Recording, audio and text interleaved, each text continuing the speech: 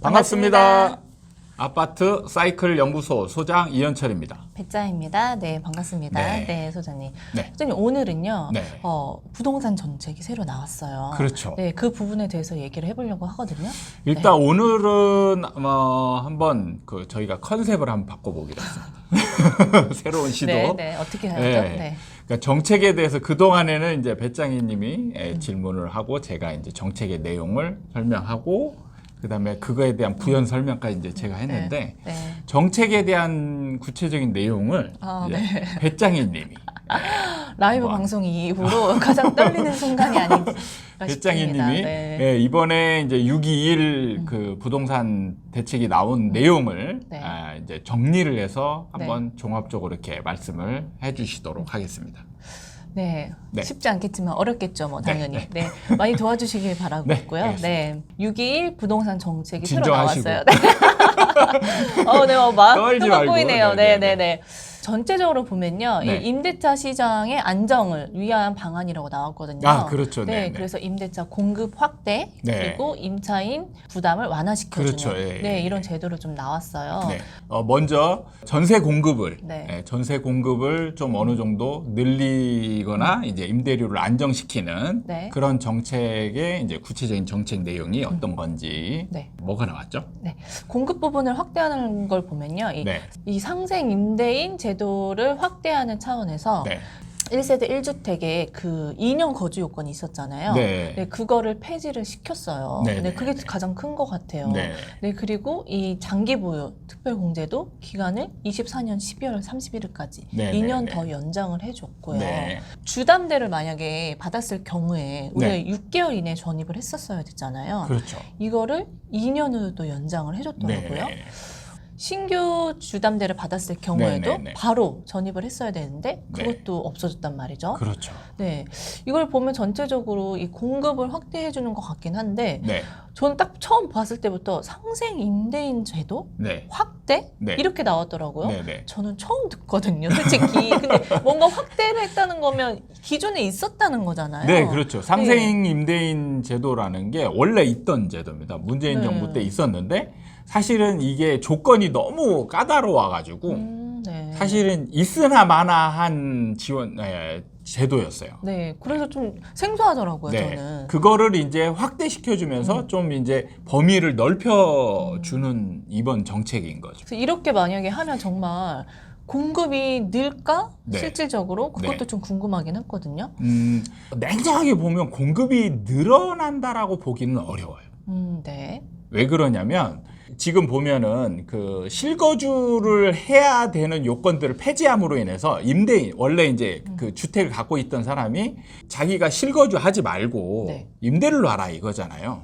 그러면은 원래 이제 임대를 놨던 물건이면 그대로 이제 임대 물건이 있는 네. 거고 이제 새로 전입하는 사람이라면 사실은 기존에 있던 그 사람의 위치는 임차인이거나 이런 경우거든요. 그러면은 이런 사람이 이쪽으로 옮길 때 실거주를 하면서 여기에서 또 임차인은 사라지면서 임대물이 나오기 때문에 네. 사실은 뭐 공급이 더 많이 되고 이런 측면은 없을 수 있어요. 근데 이런 게 이제 시장에서는 시간차에 따른 공급 효과가 좀 어느 정도 있고요. 네. 그 다음에 중요한 거는 이제 항상 전제로 딱 해놓은 게 있잖아요. 5% 인상만 해라. 5% 인상을 하는 조건 하에서 이제 실거주 요건을 없애겠다 이거거든요. 네네.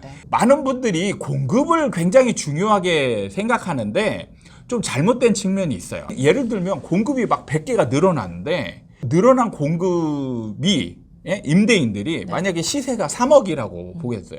그럼 3억인데 임대인들이 100개 늘어난 임대 물건들을 다 4억에 내놔버렸어요.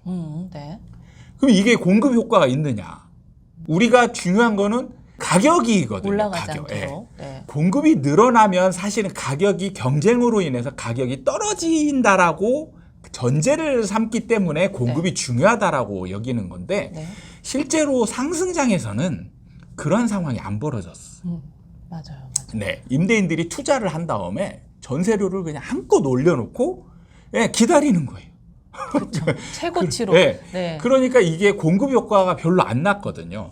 이거를 어느 정도 이제 상쇄하는 거죠. 그게 뭐냐면 공급이 늘어나는 것보다 가격 인상 폭을 5%로 제한하면서 가격 상승 효과를 어느 정도 좀 낮게 만들겠다. 이 취지가 더 강하다라고 볼 수가 있는 거죠. 그러니까 임대 공급 양을 늘리는 것보다 네. 이 가격을 올라가는 걸 좀 막기 위한 그렇죠. 방법이라고 네. 생각을 하면 네. 되겠죠. 그러니까 이제 실질적으로 공급 효과는 약간의 시간차에 따른 공급이 늘어나게 보이는 그런 효과와 더불어 더 중요한 거는 사실 임대료를 올리지 못하게 하는 그런 효과를 노리고 있는 측면이 강하다라고 볼 수 있습니다. 제가 생각하기에는 네. 이게 내가 만약에 팔 거라면 네. 5% 이내에 올리는 게 이득이겠지만 네. 내가 지금 팔지 않을 거예요. 네. 그러면 임대인 입장에서 굳이 5% 이내로 안 올리지 않을까, 더 위로 올리지 않을까 싶거든요. 지금 당장 안 팔 것 같으면 네네. 그럴 수도 있어요. 그러면 이게 임대인이 받아들이기에 이게 정말 나이스한 이런 제도인 건지 궁금한 네. 거죠. 그게 이제 지금 중요한 지적인 게 일종의 여기에 다주택자 같은 경우는 이 모든 주택을 5%만 올렸을 때 비과세 혜택을 얻느냐 이게 아니거든요. 네. 1주택이 되었을 때만 이제 효과를 얻기 때문에 나머지 주택은 네. 다 그냥 마음대로 올려도 되는 거예요. 그러니까 시세를 어쩔 수 올려도 없이. 되는 예, 거잖아요. 예. 그리고 제가 봤을 때 또 문제점은 뭐냐면 비과세 요건을 한번 딱 가졌잖아요. 2년. 네. 그럼 그 다음 네. 그 2년 후에는 또 엄청나게 올려도 된다는 얘기죠. 그럼 혜택만 생기고 네. 예, 임대료는 막 올릴 수도 있는 임대료 올리는 거를 한 2년만 참으면 되는 네. 그런 상황이 되니까 어떻게 보면 좀 혜택은 많이 투자자한테 네. 혜택은 주고 사실은 어떻게 보면 임대료를 좀 제한시키는 효과는 좀 미비한. 그러니까 시장 참여자들은 아마 이런 생각이 들 거예요. 저게 무슨 정책인가?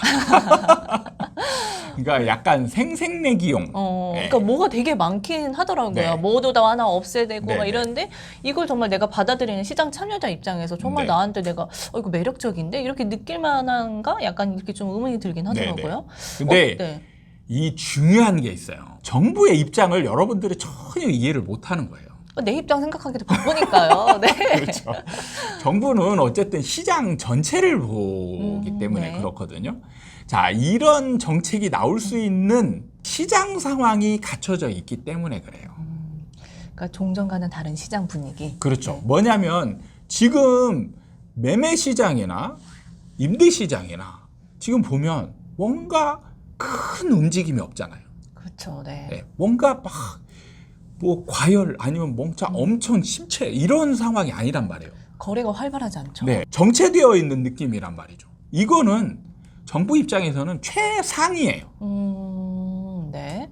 그런데 그러면 정부 입장에서 자 이런 상황을 굳이 이걸 건들고 싶을까? 이거거든요. 네. 그래서 지금 전월세 정책을 내놓는 건 뭐냐면 지금 약간의 8월 위기설이 있잖아요. 네. 8월 위기설이 혹시나 벌어질 수도 있으니까 이걸 좀 미리 약화시키는 그런 효과를 기대하고 지금 내는 거죠. 그런데 굳이 더 심하게 건들 필요는 없겠다. 이렇게 생각한 측면이 있다라고 저는 이제 느껴지거든요. 어찌됐든 지금 시장이 상황이 막 과열되지 않고 네, 하락하지 않고 그냥 딱 약간 정체되어 있으니까 그렇죠. 이걸 유지해도 나쁘지 않은 거라는 거죠. 네, 정부 네, 입장에서는.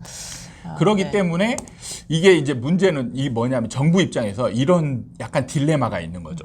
자, 시장은 지금 건들고 싶지 않아요. 네. 근데 문제는 공약은 지켜야 돼. 예, 뭔가 지금 액션을 취해야 되는 거죠. 예, 네. 정책은 뭔가 내놔야 네. 되지 않을까. 아무것도 안 하고 있으면 쟤네들 뭐 하냐. 이렇게 지금 우리가 바라는 게 의문의 있는데, 눈초리로 그쵸? 바라볼 네. 거 아니에요. 쟤네들 능력이 있는 거야 없는 거야. 예, 능력을 보여줘봐. 이렇게 지금 할 거 아니에요. 네. 그러면은 지금 이 두 가지를 만족할 수 있는 방법이 뭘까? 그 최선이 바로 생색내기용 정책이라는 거죠. 네. 그러니까 공급 부분은 약간 생색내기용으로 좀 네. 봐도 무관할 것 같다. 네, 그렇죠. 또 보면 어찌됐든 그 1주택에 대한 네. 양도세 비과세 혜택을 좀 늘려준 거잖아요. 그렇죠. 네, 네. 그럼 나는 지금 1주택자야. 네.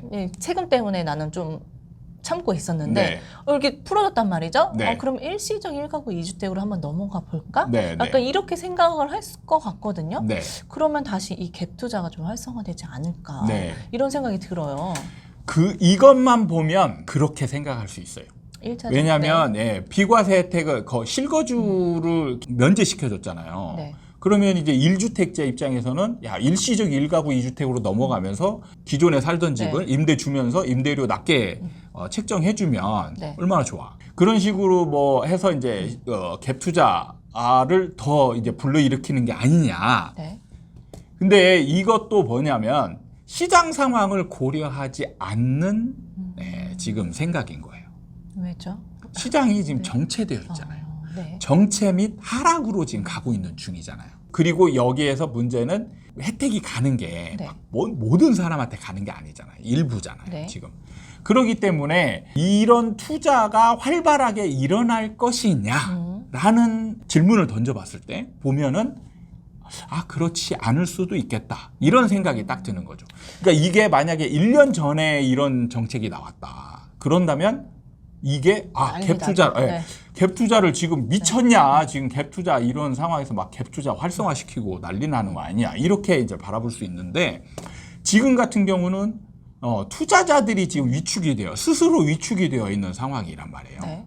그래서 이런 정책이 나오더라도 그거를 막 활성화시키게 가격이 막 뛰게끔 네. 이렇게 활성화시키는 영향을 줄 가능성이 약하다라고 판단했을 가능성이 높다라는 거죠. 이런 제도로 인해서 움츠러들었던 매수 심리를 자극시키기에는 좀 약간 그렇죠. 지금 부동산 시장이 그렇게 실질적으로 이제 매수세를 막 적극적으로 불러일으키려면 다주택자한테 혜택이 가야 돼요. 1주택자들은 사실상 여력이 많지 않아요. 1주택자들은. 그래서 이걸 이제 판단 전제하에 다른 거 하나 사가지고 이거 뭐 2, 3년 후에 다시 팔아야 되는데 얘가 올라간다는 전제가 있어야 되잖아요. 근데 지금 불안한데 지금 팔려고 해도 지금도 안 팔리는 상황인데 맞아요. 2, 3년 후를 어떻게 올라간다라고 기대하고 지금 이걸 하겠어요. 그렇죠. 그러니까 무리해서 지금 투자를 해야 되는 상황인데 미래가 불투명한 상황에서 무조건 더 연끌할 수는 없는 거죠. 근데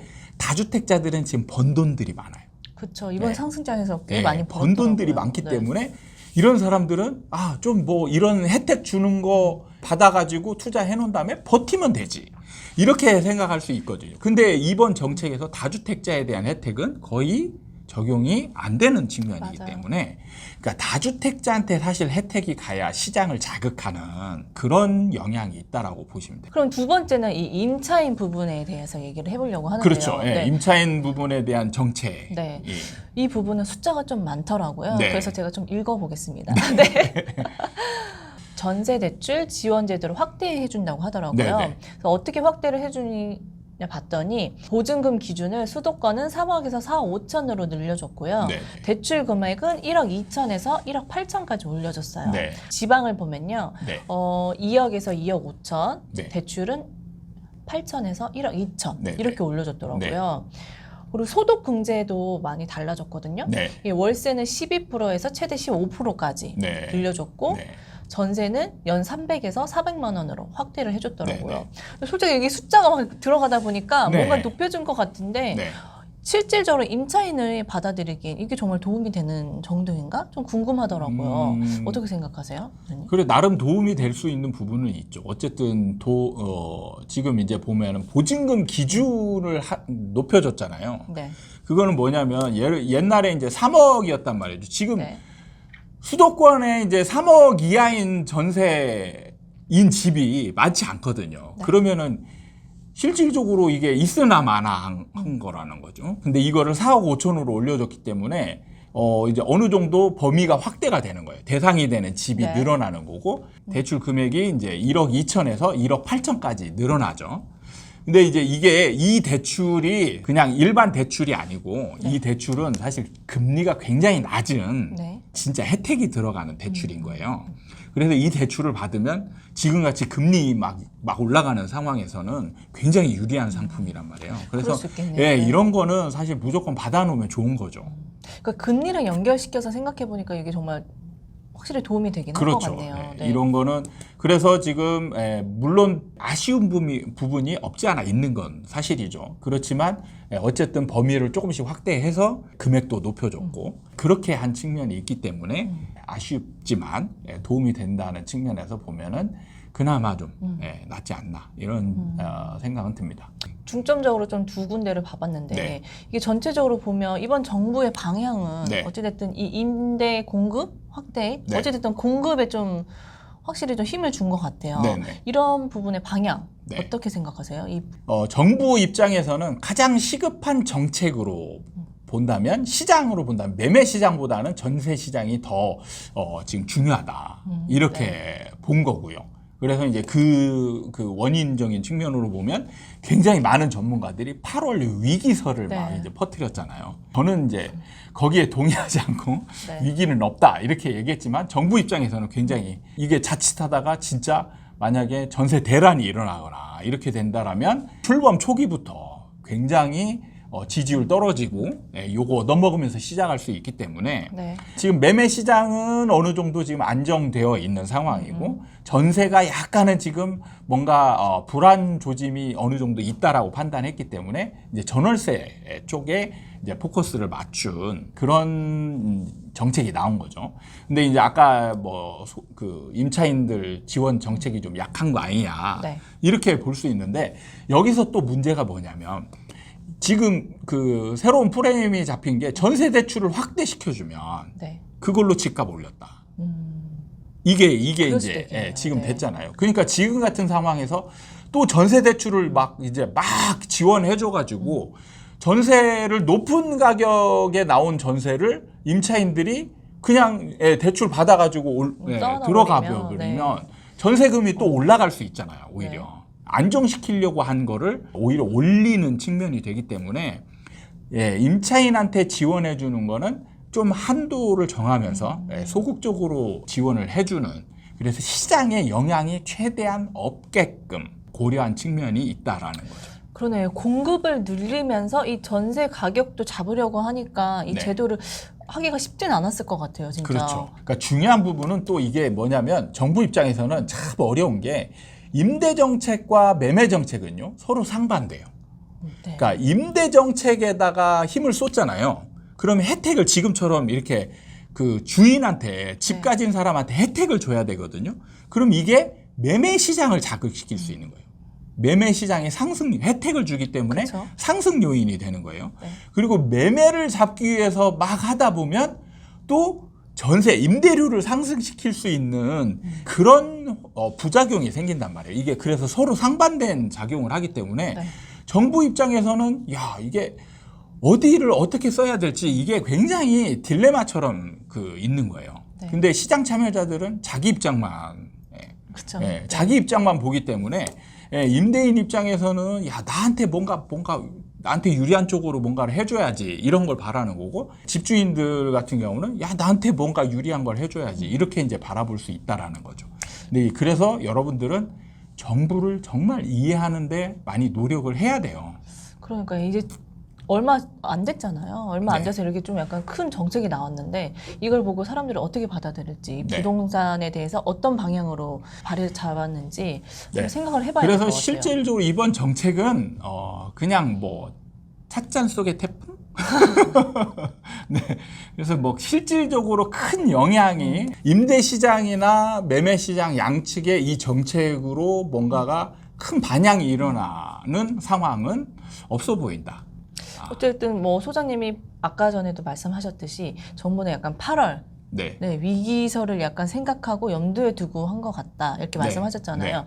이 8월에 어떻게 흘러갈지는 또 한번 봐야 되지 않을까 싶어요. 8월은 제가 저번에도 네. 미리 이제 말씀을 드렸듯이 매물이 많이 줄은 걸로 인해서 폭등을 했었단 말이에요. 근데 지금 전세 매물이나 이 월세 매물들이 굉장히 많이 늘어나고 있어요. 네. 그리고 여러분들이 지금 간과하고 있는 게 뭐냐면 항상 수요 측을 지금 수요 측면을 전혀 고려하지 않고 있는데 임차인이 많이 줄었다라는 걸 알고 있어요. 그러니까 2년 전에 비해서 임차인이 많이 줄었어요. 네. 거기까지 합시다. 네. 우리 저 다음에 8월 돼서 또 얘기를 해보자고요. 네. 네. 그렇기 때문에 8월 위기설은 기후에 지나지 않을까 이런 네. 생각을 하고 있습니다. 알겠습니다. 오늘 영상은 네, 부동산 정책에 대해서 새롭게 나온 거에 대해서 얘기를 해봤는데 이런 컨셉은 별로 좋지 않은 것 같아요. 네, 원래 기존의 컨셉대로 하는 게 좋을 듯합니다. 네. 저는 어렵습니다. 좀 생각이 다릅니다. 네. 우리 이제 인기가 올라가고 있는 아닙니다, 배짱이님을 아닙니다. 네. 좀 역시 메인은 소장님이었다. 활용을 네. 좀 해볼 생각을 좀 아닙니다. 해보고 있습니다. 네, 저는 옆에서 추임새 넣는 것도 참 나중에는 좋습니다. 제가 질문을 하고 답변을 하는 그런 코너도 한번 만들어보는 걸 한번 기획해 보도록 하겠습니다. 알겠습니다. 오늘 영상 도움이 되셨다면 구독과 좋아요 부탁드립니다. 다음에 또 찾아뵙도록 하겠습니다. 감사합니다.